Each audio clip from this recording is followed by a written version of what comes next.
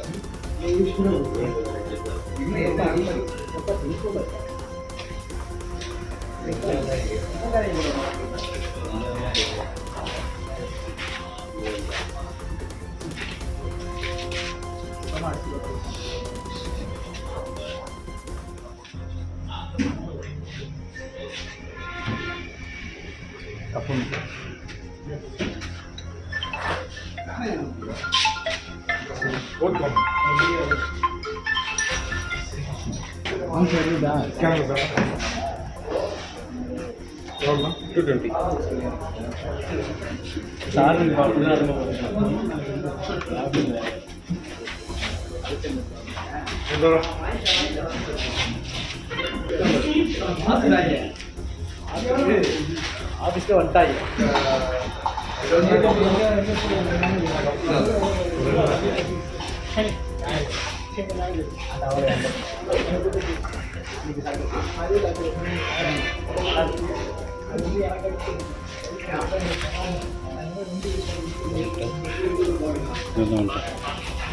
Gracias.